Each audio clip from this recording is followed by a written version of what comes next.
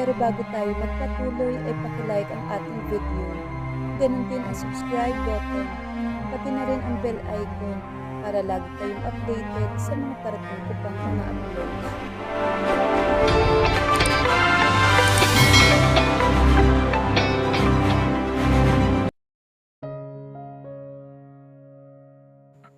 Bata pa lang si Catherine Falcon ay wala na siyang ibang nakikita kundi si Drake Gascon. Para sa kanya, si Drake ang definisyon ng perpektong lalaki, matalino, gwapo at may paninindigan. Kaya naman ang ialok ng ama ni Drake ang isang kasunduan sa kasal, hindi nag-atubili si Catherine. Kahit alam niyang labag to sa loob ng lalaki, naniwala siya sa kasabihang natututunan din ng pag-ibig. Ngunit ang 2 taon ng kanilang pagsasama ay tila isang mahabang parusa. Tinalikuran ni Catherine ang kanyang pangarap na maging isang fashion model para pagsilbihan si Drake. Siya ang gumigising ng maaga para ipagluto ito. Siya nag-aayos ng mga gamit nito at siyang naghihintay hanggang madaling araw sa pag-uwi ng asawa. Isang gabi habang naghahanda si Catherine ng hapunan, pumasok si Drake na may dalang mga papel. Ang kanyang tingin kasing lamig ng yelo. "I want a divorce, Catherine. I want you out of my life." Walang emosyong sabi ni Drake. Nadurog ang puso ni Catherine. Lahat ng sakripisyo niya natapos sa isang malamig na pangungusap. Sa gabing yon, dala ang kanyang maleta at basag na pangarap, nilisan niya ang mansyon ng mga Gascon. Di naging madali ang buhay para kay Catherine pagkatapos ng diborsyo. Ngunit ang sakit ang nagsilbing gasolina niya upang muling harapin ang lalaki. Nag-enroll siya sa mga modeling workshops at dumaan sa matinding pagdidisiplina. "Hindi na ako babaeng nagmamakaawa para sa pag-ibig," bulong niya sa sarili habang tinitingnan ang kanyang refleksyon sa salamin. Lumipas ang 5 taon, ang pangalang Catherine Falcon ay naging bukang bibig sa mundo ng fashion sa Paris, Milan at New York. Siya na ang tinuturing na muse of the decade. Ang kanyang ganda hindi na lamang basta pisikal, meron na itong lalim at otoridad na tayong mga taong nakaranas ng hirap ang nagtataglay. Isang malaking event ang ginanap sa Manila para sa paglulunsad ng bagong luxury line ng Gascon Group of Companies. Bilang pinasikat na modelo, kinuha ng mga organizer si Catherine nang hindi alam na ang CEO ng kumpanya ay walang iba kundi ang kanyang ex-husband. Sa backstage habang inaayusan si Catherine, bumukas ang pinto. Nanigas ang lahat nang pumasok si Drake Gascon. Mas lalo tong naging kagalang-galang tingnan.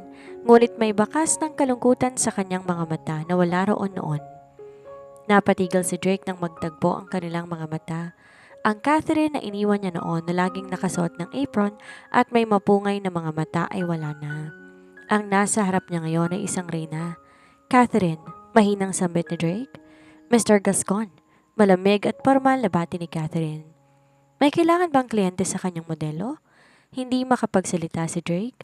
Ang babaeng itinaboy niya noon ay ang tanging babaeng kailangan niya ngayon, hindi lang para sa kanyang kumpanya, kundi para sa kanyang nanunuyong puso. Ang unang araw ng photoshoot para sa Gascon Luxury Line ay puno ng tensyon. Ginanap to sa isang pribadong resort na pagmamay-ari ng mga Gascon. Pagbaba pa lang ni Catherine sa kanyang vanity van, lahat ng mga staff ay napahinto. Suot niya isang matingkad na pulang gown na disenyo ng isang sikat na designer mula sa Europa.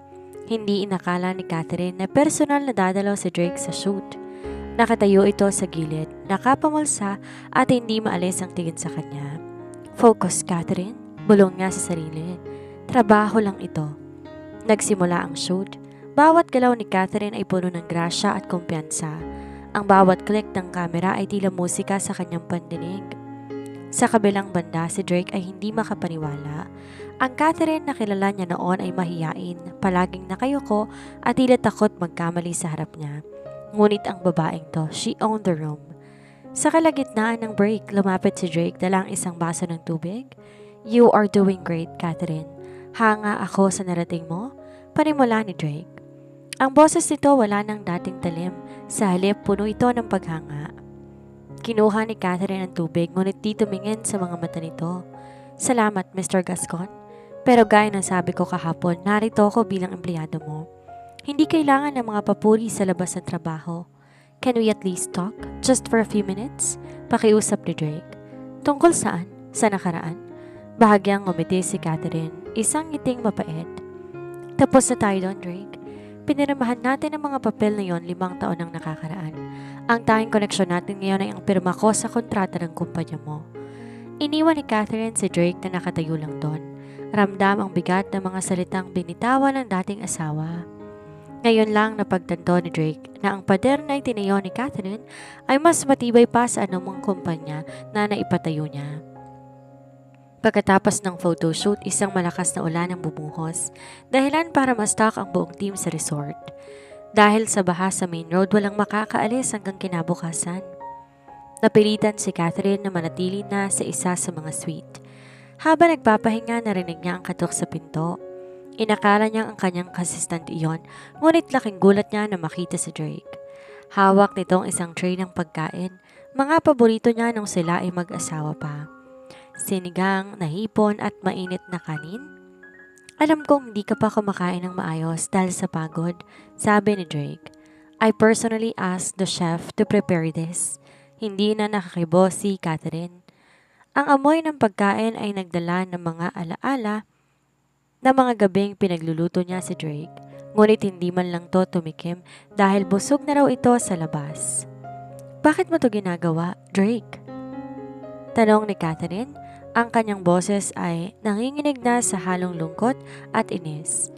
Dahil ngayon ko lang nakita ang mga bagay na binabaliwala ko noon. Tapat na sagot ni Drake.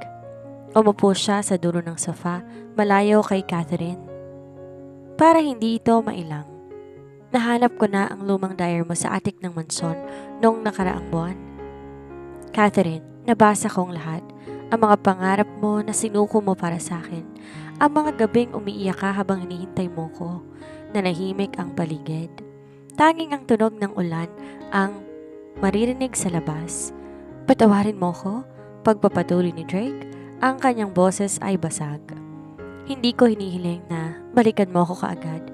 Gusto ko lang malaman mo na nagsisisi ako. I was a fool to let go of the only person who truly loved me for who I am, not for my money. Tumingin si Catherine sa bintana, pilit pinipigilan ang luha. Ang sorry hindi mabubura ng 2 taon ng panlalamig, Drake. At hindi nito maibabalik ang Catherine na naniwala sa fairy tale. Alam ko, sagot ni Drake.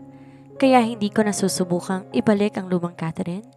Gusto kong makilala ang bagong Catherine at kang papayagan mo ko. Gusto kong patunayan sa iyo na kaya kitang mahalin nang higit pa sa binigay mo sa akin noon.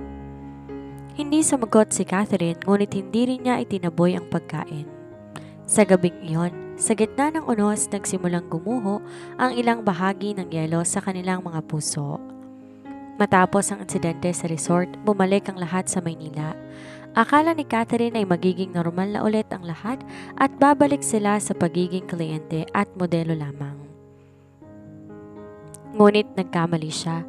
Araw-araw nakakatanggap siya ng bouquet na puting dila, ang paborito niyang bulaklak na hindi man lang alam ni Drake noon. Walang nakalagay na card pero alam niya kung kanino galing ang mga yon. Hindi lamang yon, bawat event na dinaluhan niya, laging may nakareserve na table para sa isang anonymous donor na nagbibigay ng donasyon sa mga chariting sinusuportahan ni Catherine. Isang gabi, pagkatapos ng malaking fashion gala, hinarang ni Drake si Catherine sa parking lot. Hindi mo ba ititigil ang mga ito, Drake? Bungad ni Catherine habang hawak ang susi ng kanyang sasakyan. Ang alin? Ang paghanga sa'yo? Nakangiting sagot ni Drake. Iba na ang aura nito ngayon, mas malambot at tila mas masaya. Catherine, hindi ako naghahanap ng kapalit. Gusto ko lang iparamdam sa'yo mga bagay na dapat ginawa ko nung tayo pa. Drake, sikat na ako.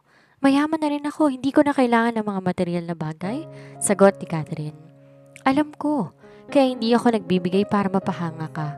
Nagbibigay ako dahil gusto kong makitang nakangiti ka. Seryosong sabi ni Drake. Sumama ka sa akin bukas, isang araw lang. Walang camera, walang trabaho, walang Gascon group, just us. Dahil sa pagod at sa kulit ni Drake, bumigay rin si Catherine. Isang araw lang, Drake. Pagkatapos ito, itigil mo ng pagpapadala ng bulaklak. Dinala ni Drake si Catherine sa isang maliit at simpleng karinderya sa labas ng syudad. Nagulat si Catherine dahil sanay siya na si Drake ay laging sa mga 5-star hotel kumakain. Dito tayo kakain? Tanong ni Catherine, nakataas ang kilay. Dito kami laging dinadala ni nanay nung bata pa ako bago siya pumanaw. Simple lang ang pagkain dito pero may puso. Paliwanag ni Drake habang inaayos ang upuan para kay Catherine. Sa gabing yon, hindi si Drake ang CEO na nakilala ng mundo. Nagkwento siya tungkol sa kanyang mga takot, sa pressure ng kanyang ama, at kung paano siya naging manhe dahil sa takot na masaktan. Noong pinakasalan kita, galit ako sa mundo dahil pakiramdam ko kontrolado ko ni Papa. Binuhos kong galit ko sa'yo kahit wala kang kasalanan. Pag-amin ni Drake habang nakatingin sa mga mata ni Catherine. Pinagsisisihan ko yun araw-araw nang mawala ka. Naging matagumpay ang kumpanya pero naging napakatahimik ng buhay. Doon ko na-realize na ikaw pala ang kulay sa buhay ko. Bahagyang lumambot ang ekspresyon ni Catherine. Nakita niyang katapatan sa mga mata ni Drake, isang bagay na hindi niya nakita nung sila ay mag-asawa pa. Drake, pinatawad na kita. Mahinang sabi ni Catherine. Pero ang pagpapatawad ay iba sa pagtitiwalang muli. Handa akong maghintay, Catherine. Kahit nagaano pa katagal, kahit abutin tayo ng 10 taon, papatunayan ko sa'yo na ang Drake na nasa harap mo ngayon ay ang lalaking karapat-dapat sa pag-ibig mo. Habang naglalakad sila pabalik ng sasakyan, biglang nadulas si Catherine dahil sa madulas na sahig. Mabilis siyang nasalo ni Drake. Ang kanilang mga mukha ay magkalapit. Ramdam ni Catherine ang tibok ng puso ni Drake. Mabilis at tila sumasamo. Sa pagkakataong yon, alam ni Catherine na ang pader na itinayo niya unti-unti nang nagkakaroon ng lamat. Habang lalong nagiging masigasig si Drake sa panliligaw, isang panibagong hamon ang dumating sa buhay ni Catherine. Ang sikat na aktor na si Xavier Lopez, ang leading man sa bagong endorsement ni Catherine ay hagang nagpapakita ng interes sa kanya. Isang gabi, sa isang press conference, nakita ni Drake sa balita na inaalalayan ni Xavier si Catherine habang bumababa sa entablado. Ang ngiti ni Catherine kay Xavier ay tila mas natural at mas masaya. Isang bagay na hindi pa nagagawa ni Catherine sa kanya simula nang sila ay maghiwalay.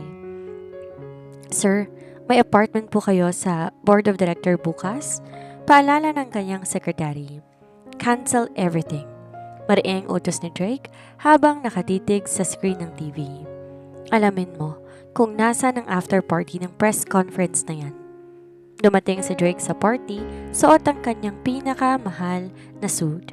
Pagpasok niya, nakita niya agad si Catherine at Xavier na magkatabing tumatawa habang may hawak na wine. Hindi na napigilan pa ni Drake ang kanyang sarili. Dumiretso siya sa dalawa. Catherine, kailangan na nating umuwi. Seryosong sabi ni Drake, pilit na pinapakalma ang boses. Nagulat si Catherine. Mr. Gascon, wala ka sa listahan ng mga bisita. At anong umite? Hindi mo ako pag-aari. I am her suitor and you are? Matapang na tanong ni Xavier habang nakangiti na mapang-asar kay Drake. Dito naramdaman ni Drake ang isang emosyon na hindi niya akalaing mararamdaman niya para kay Catherine. Ang matinding selos, hindi dahil sa ego, kundi dahil sa takot ng pwestong dati sa kanya tuluyan ng mapupunan ng iba. Dahil sa tensyon sa party, hinila ni Catherine si Drake palabas ng balkonahe para hindi sila pag-usapan ng mga tao. Ano bang problema mo, Drake? Inis sa tanong ni Catherine. Hindi mo na ako asawa. Wala kang karapatang gawan ako ng eksena sa harap ng mga katrabaho. Nagagalit ako dahil nakikita kita na tumatawa sa kanya habang sa akin palagi kang malamig. Sigaw ni Drake, ang kanyang mga mata ay puno ng sakit.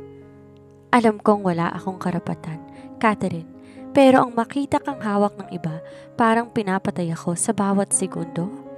Huminga ng malalim si Catherine. Drake, yan ang naramdaman ko sa loob ng 2 taon. Nung nakikita kita na may kasamang ibang babae sa mga business gala habang ako naghihintay sa bahay. Nung mas mahalaga ang trabaho mo kaysa sa anibersaryo natin. Ngayon nararamdaman mo na ba? Natahimik si Drake. Napayuko siya. Ang kanyang mga balikat ay tila bumagsak sa bigat ng katotohanan. Nararamdaman ko na, mahinang sagot ni Drake. At mas masakit pala ito kaysa sa iniisip ko. Catherine, hindi ko sinusubukan na kontrolin ka. Natatakot lang ako na baka huli na ang lahat. Na baka wala na talaga akong babalikan. Lalapit sana si Drake para hawakan ang kamay ni Catherine nang biglang tumunog ang phone ni Drake. Isang emergency sa kumpanya. Ang mga bodega ng Gascon Group sa probinsya ay nasunog. Ang malaking bahagi ng kanilang inventory ay nawala. Sa gitna ng krisis na ito, nakita ni Catherine ang pagbabago sa mukha ni Drake. Hindi na ito ang selosong lalaki, kung hindi ang leader na kailangan magsalba ng kabuhayan ng libo-libong empleyado. Kailangan mo nang umalis, sabi ni Catherine. Ang kanyang boses ay hindi nagalit kundi may halong pag-aalala. I will fix this, Catherine, and then I will come back for you. Hindi ako susuko. Pangako ni Drake bago mabilis na lumisan. Naiwan si Catherine sa balkonahe. Pinagmamasdan ang pag-alis ng sasakyan ni Drake. Doon niya na-realize na kahit gaano niya piliting maging matigas, ang puso niya ay tumitibay pa rin ang koneksyon sa lalaking minsan ang sumira dito. Habang mabilis na nagmamaneho patungo sa nasusunog na bodega sa probinsya, hindi siya makapag-isip na maayos. Ang imahe ni Catherine sa balkonahe at ang bigat ng kumpanya ay naghahalo sa kanyang isipan. Sa isang madilim na kurbada, isang malaking truck ang nawala ng preno. Sa isang iglap na wala ng kontrol ang sasakyan ni Drake at bumaliktad to sa gilid ng kalsada. Samantala, naiwan si Catherine sa party na hindi mapakali. Hindi niya maipaliwanag ang kaba sa kanyang dibdib. Maya-maya pa tumunog ang kanyang telepono. Ang sekretary ni Drake ang tumatawag, humahagulhol. Miss Catherine, si Sir Drake po. Na aksidente, critical po ang lagay niya sa ospital. Tila huminto ang mundo ni Catherine. Ang lahat ng galit, ang lahat ng pader na itinayo niya sa loob na 5 taon ay gumuho sa 1 segundo. Hindi siya nag-atubili. Iniwan niya ang party at mabilis na nagtungo sa ospital kung saan dinala si Drake. Pagdating niya doon, nakita niya si Drake punong-puno ng benda at mga aparatong tumutulong sa kanyang paghinga. Sa pagkakataong yon, na-realize ni Catherine ang isang masakit na katotohanan. Kahit gaano pa siya nasaktan noon, hindi niya kayang mawala si Drake sa mundo. Umupo siya sa tabi ng kama nito at hinawakan ang malamig na kamay ng lalaki. Drake, gumising ka. Hindi pa tayo tapos. Sabi mo papatunayan mo pa sa akin, di ba? Huwag mo kong iwan ng ganito. Habang walang malay si Drake, nanganganib ang Gascon Group. Ang sunog sa bodega, ang balita ng aksidente ng CEO, naging sanhi ng pagbagsak ng stocks ng kumpanya. Ang mga board members nagsisimula ng magplano na palitan si Drake. Dito ipinakita ni Catherine ang kanyang tunay na lakas. Ginamit ang sariling pera at ang kanyang impluensya bilang world-class model. Sa isang sorpresang press conference, sumarap siya sa publiko. Hindi lang ako ang mukha ng bagong line ng Gascon Group, pahayag ni Catherine sa harap ng mga kamera. Ako ang magsisilbing pansamantalang kinatawan ni Mr. Drake Gascon habang siya'y nagpapagaling. Naniniwala ako sa kumpanyang ito at naniniwala ako sa liderato ni Drake. Dahil sa diwala ng publiko kay Catherine, muling tumaas ang stocks. Gabi-gabi pagkatapos ng kanyang shoots at meeting para sa kumpanya, bumabalik siya sa ospital para bantayan si Drake. Binabasa niya ang mga paborito nitong libro at kinakwentuhan tungkol sa mga nangyayari sa labas. Isang madaling araw, habang hawak ni Catherine ang kamay ni Drake habang natutulog, naramdaman niyang gumalaw ang mga daliri nito. Catherine, mahinang bulong ni Drake. Napaluha si Catherine sa tuwa. Narito ako, Drake, hindi ako umalis. Bakit mo ginagawa to? Pagkatapos ng lahat, hirap na tanong ni Drake. Ngumiti si Catherine habang tumutulo ang kanyang luha. Dahil ang sabi mo ang pagpapatawad ay iba sa pagtitiwala. Ngayon, handa na ako subukan magtiwala uli. Unti-unting nagkamalay at lumakas si Drake sa ilalim ng pag-aalaga ni Catherine. Bagaman hirap pa sa pagkilos, pinilit niyang makilahok sa pagpapatakbo ng kumpanya mula sa loob ng kanyang silid sa ospital. Sa unang pagkakataon ng kanilang buhay, naging tunay silang magkapareha, hindi bilang asawa sa papel, kundi bilang magkatawang sa layunin. Catherine, bakit mo sinugal ang sarili mong pera para sa Gascon Group? Tanong ni Drake isang hapon habang tinutulungan siya ni Catherine na uminom ng gamot. Dahil alam ko na mahalaga to sa'yo, simpleng sagot ni Catherine. At dahil naniniwala ako na ang Drake na nakilala ko ay karapat-dapat tulungan. Dahil sa kanilang pagtutulungan, muling nabuksan ang mga bodega at mas naging moderno ang operasyon nito. Ang Catherine Falcon koleksyon ay naging pinakamalaking fashion event sa bansa at lahat ng kikitain dito ay itinalaga para sa rehabilitasyon ng mga empleyadong naapektuhan ng sunog. Ang imahe ni Catherine bilang isang matatag na babae at si Drake bilang isang mapagkapakumbabang leader ay nagbigay ng bagong pag-asa sa kumpanya. Isang gabi, bago tuluyang makalabas ng ospital si Drake, naganda siya na isang simpleng sorpresa para kay Catherine. Pinuno niya ang silid ng puting lila at nagpagawa ng isang espesyal na hapunan. Catherine, nung kinasal tayo dati, pilit lang ang lahat. I was blind, I broke your heart. Panimula ni Drake habang dahan-dahang tumatayo mula sa kanyang wheelchair gamit ang isang tungkod. Drake, huwag mo munang pilitin tumayo. Pag-aalala ni Catherine. No, I need to do this. Get ni Drake? Tiningnan niya si Catherine ng diretso sa mga mata. Gusto kong simulan ang lahat ng tama. Hindi dahil sa utos ng tatay ko, kundi dahil ito ang tibok ng puso ko. Catherine Falcon, hindi kita tatanungin kung gusto mo kong balikan ka agad.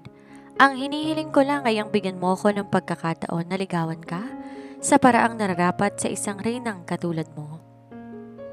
Kinuha ni Drake ang isang maliit na kahon mula sa kanyang bulsa. Sa loob nito ay isang singsing na may disenyong falcon, isang simbolo ng kalayaan at lakas ni Catherine. Hindi ito pangkapi sa iyo, kundi simbolo na handa akong lumipad na kasama mo. Saan mo gustong pumunta? Sabi ni Drake. Napaluha si Catherine. Hindi ito ang mga luhang puno ng sakit tulad ng dati, kundi mga luhang puno ng pag-asa. Drake, sapat nang makita kitang nagbago pero tatanggapin kong hamon mo. Patunayan mo sa akin na ang tayo ay mas matibay kaysa ikaw at ako noon. Sa gabing yon, sa loob ng isang tahimik na silid sa ospital, sinilang isang bagong pangako. Isang pangakong hindi na nakabase pa sa obligasyon, kundi sa tunay na mapagpalayang pag-ibig. Lumipas ang 6 na buwan, matapos ang matagumpay na pagbangon ng Gascon Group, muling bumalik si Catherine sa Paris para sa Fashion Week. Ito ang pinakamalaking yugto ng kanyang karera dahil sa siya magbubukas ng show para sa isang tanyag na French luxury brand. Kahit maganda ang takbo ng kanilang ugnayan ni Drake, pinili ni Catherine na maging maingat. Gusto niyang siguraduhin na ang pagmamahal niya ay hindi na muling magiging dahilan ng pagkawala ng kanyang sariling pagkakakilanlan. Gabi ng fashion show, ang backstage puno ng kaguluhan, kislap ng mga kamera at amoy ng mamahaling pabango. Habang inaayusan si Catherine, nakatanggap siya ng isang bagong video message. Pinindot niya ang play. Ito ay si Drake, nasa loob ng isang eroplano. Catherine, 5 years ago, I let you leave without a word. Today, I am not letting a single ocean keep us apart. See you at the finale. Nagsimula ang show. Sa ilalim ng dambuhalang ilaw ng Eiffel Tower, ay lumabas si Catherine na suot ng isang gold and white gown na tila isang diyosa. Sa kalagitnaan ng kanyang paglalakad, nakunin ng kanyang mga mata ang isang pamilyar na mukha sa front row. Nandoon si Drake. Hindi siya nakatitig sa gown. Hindi siya nakatingin sa ganda ng paligid. Nakatitig siya kay Catherine ng may paghanga at paggalang na tila siya lang ang tanging tao sa mundo. Pagkatapos ng show, sa harap ng lahat ng mga sikat na personalidad sa Paris, lumapit si Drake kay Catherine bitbit ang isang solong puting rosas. I did not come here as a businessman. Catherine, bulong ni Drake sa gitna ng palakpakan. I came here as your #1 fan. You conquered the world. Now let me spend the rest of my life making sure you never have to conquer it alone. Sa harap ng kumukutitap na Eiffel Tower, naglapat ang kanilang mga labi. Isang halik na nagpapahiwatig na ang sugat ng nakaraan ay ganap na ring nagkilom. Ang huling kabanata ay naganap sa isang pribadong isla sa Palawan kung saan ninais ni Catherine at Drake na idaos ang kanilang ikalawang kasal. Malayo na to sa ingay ng media at malapit na sa pilit na kasunduan ng kanilang mga magulang noon. Ang dambana ay pinalamutian ng mga puting lila at mga telang sutla na humahampas sa tabing dagat. Naglalakad si Catherine sa buhanginan, suot ng isang simpleng puting bestida na disenyo niya mismo. Sa dulo ng altar, naghihintay ang isang luhang-luha na si Drake. Nang magkaharap sila, kinuha ni Drake ang mikropono para sa kanyang vows. Catherine, Nung una tayong nagpakasal, binigyan kita ng impyerno sa halip na paraiso. Pinangakuan kita ng katapatan pero binigyan kita ng kalungkutan. Panimula ni Drake, ang boses ay nanginginig. Ngunit binigyan mo ko ng pagkakataong mabuhay muli. Hindi lang asawa ang turing ko sa iyo ngayon, ikaw ang aking tagapagligtas, ang aking inspirasyon at ang aking tahanan. Mula sa araw na to, ang pangarap mo ang magiging pangarap ko. Ang iyong saya magiging kong prioridad. Ngumiti si Catherine, ang kanyang mga mata ay nagniningning sa kaligayahan. Drake, akala ko noon, kailangan kong kalimutan ang sarili ko para mahalin ka. Pero tiniruan mo ko na ang tunay na pag-ibig hindi na kailangan bawasan, kundi dapat ganitong dagdagan. I forgive you for the past and I chose you for my future, not because I have to but because I want to. Matapos ang kanilang I do, isang malakas na hiyawan ang bumalot sa dalampasigan. Hindi na sila ang Catherine at Drake na pinagbuklod ng pilit. Sila na ang dalawang pusong malayang nagmamahalan. Lumipas ang mga taon, naging inspirasyon ang kanilang kwento. Si Catherine na natiling reyna ng runway, habang si Drake ang kanyang pinakamalakas sa taga-suporta. Sa kanilang tahanan, hindi na maririnig ang katahimikan ng kalungkutan, kundi ang tawa ng kanilang mga anak at ang init ng pag-ibig na dumaan sa apoy, ngunit lumabas ng mas matatag, mas maningning at mas totoo. Lumipas ang 2 taon mula nang muling magpalitan ng sumpa sina Catherine at Drake sa dalampasigan ng Palawan. Ang kanilang buhay malayo na sa malamig at tahimik na mansyon noon. Ngayon, ang bawat sulok ng kanilang tahanan ay puno ng init, tawanan at mga frame ng larawan na nagpapakita ng kanilang mga paglalakbay sa iba't ibang panig ng mundo. Isang maaliwalas na umaga, habang nag-aalmusal sa garden, hinawakan ni Drake ang kamay ni Catherine. Sinong mag-aakala na pagkatapos ng lahat, dito rin tayo dadating? Bulong ni Drake habang pinagmamasdan ng asawa. Ngumiti si Catherine.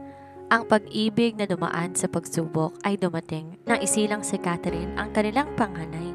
Isang napakagandang sanggol na babae na pinangalanan nilang Celestine. Si Celestine ang naging sentro ng kanilang mundo. Ang dating istrikto at seryosong si Drake. Gascon ay isang naging malambot na mapagmahal na ama na handang gawin lahat para sa kanyang mag-ina. Sa gabi bago matulog, madalas silang pagmasdan ang natutulog na si Celestine. Gusto ko siyang lumaki na alam na ang pag-ibig ay hindi kailangan ipagmakaawa, sabi ni Catherine habang nakasandal sa balikat ni Drake. Pangako, sagot ni Drake sabay halik sa noo ni Catherine. Lalaki siya sa isang tahanan na puno ng respeto at pagmamahal. Ituturo natin sa kanya na ang tunay na tagumpay ay ang pagkakaroon ng pamilyang nagkakaisa. Hindi lang naging matagumpay si Catherine bilang modelo o si Drake bilang negosyante. Ang kanilang pinakamalaking tagumpay ay ang pagbuo ng isang pamilya na binuo mula sa abon na nakaraan at pinatibay ng pangako ng kasalukuyan. Sa bawat yakap, sa bawat halik, at sa bawat pagngiti ni Celestine, alam ni na Catherine at Drake na nahanap na nila ang kanilang tunay na happy ending. Isang wakas na simula pa lamang ng isang walang hanggang kwento ng pag-ibig.